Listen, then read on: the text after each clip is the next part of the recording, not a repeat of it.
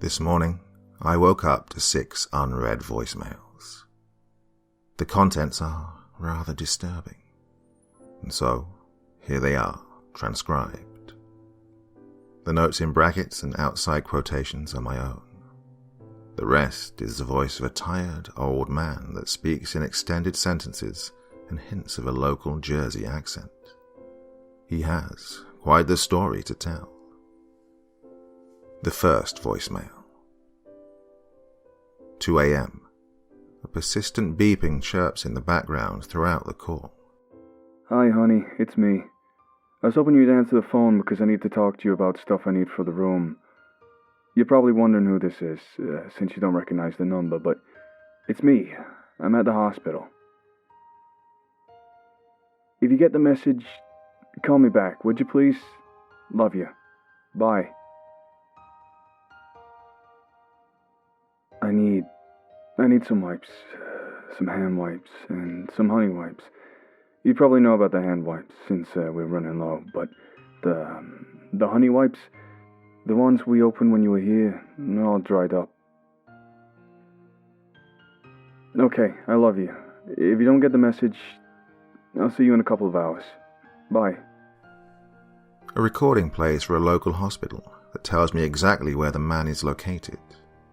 I won't give the name, but it's not far from my house, confirming the idea that this guy just dialed a similar number by accident.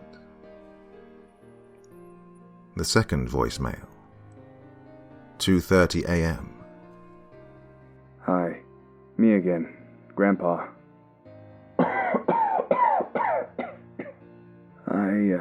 I hope I didn't disturb you, hon.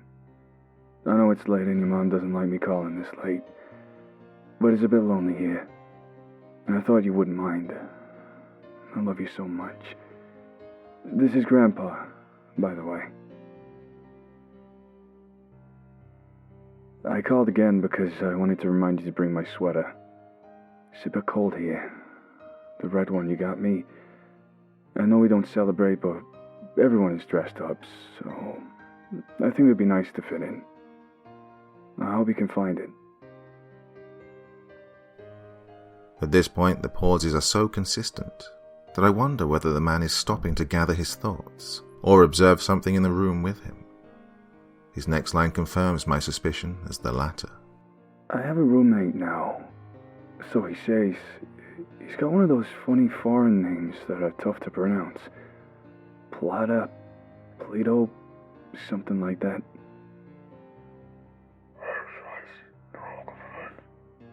Pluto. That still can't be right. Anyway, good night. I love you so much, sweetheart. I'll see you in the morning. The third voicemail. 3 a.m.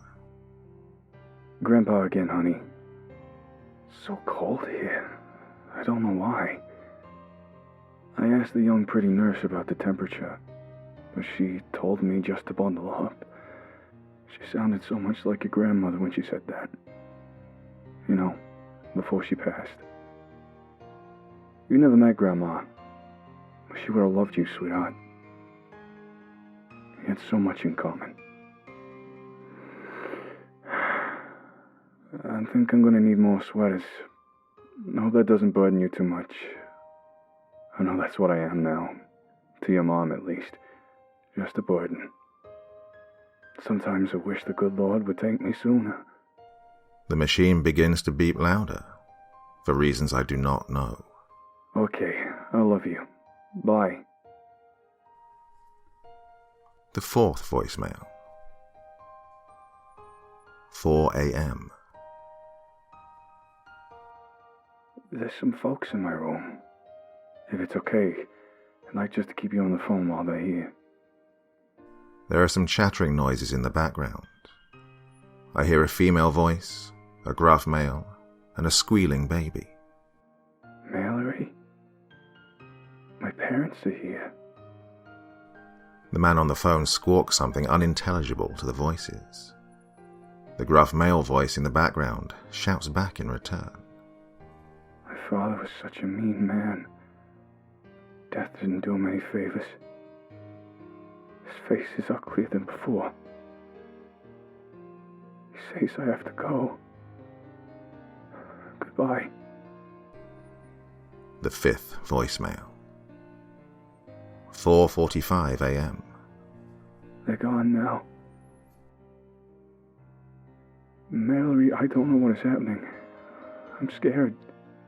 Pluto's gone. His bed's freshly made. Like nobody ever stayed there to begin with.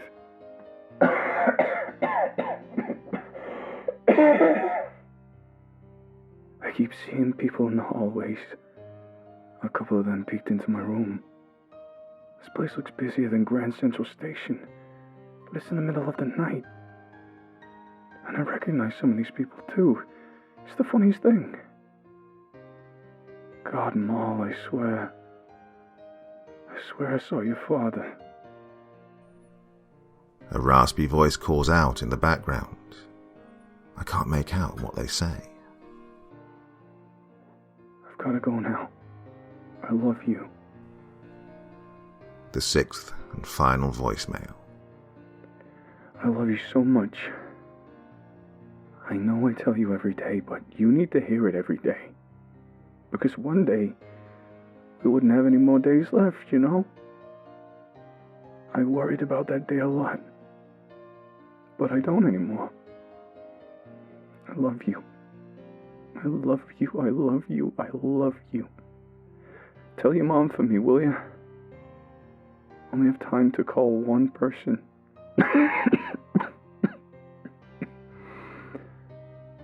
Pluto isn't back yet, but I know he's coming back.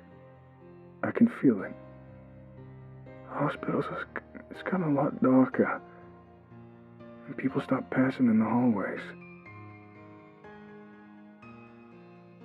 One last person visited me, Ma. It was my sister. The one that passed when we were just kids. She looked just how I remembered her. Blonde hair, blue eyes, a kind, wide smile. She looked just like you, Mallory. She always looked just like you.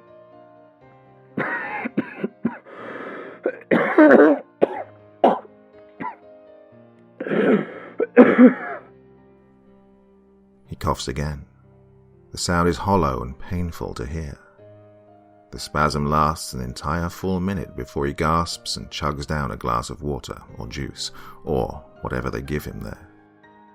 She told me not to be scared of the axe.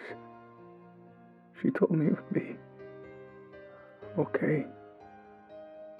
She said, "Son, do not wait and stutter when Pluto asks you to go.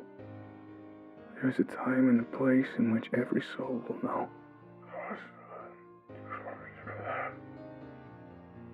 So, I think I gotta go. I love you. I love you. I love you. I love you. Goodbye. As soon as the last breath of the final voicemail played, I jumped in my car and flew through the 20-minute drive to the hospital. I arrived at the reception desk, gasping for air and holding the cell phone over my head like a bomb. I tried to relax. I did my best to calmly explain the situation to the secretary. I explained the missed calls and the voicemail and gave her as much information as I had. The woman paused and looked up a few hospital records. Then she made a phone call. Finally, she told me that I was not allowed to go back and see anyone, but someone would come out to see me. A few minutes later, a beautiful, blonde, teary young girl met me in the lobby. She wiped her eyes aggressively with a pink-sleeved arm and stared at me suspiciously. "Mallory?" I asked.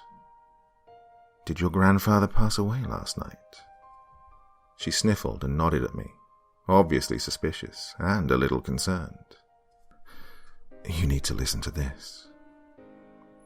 I led her towards a grove of comfy chairs where we both sat down. I pulled up the voicemail app on my phone. I told the very confused girl to brace for something even more unusual than me. And then I pressed play.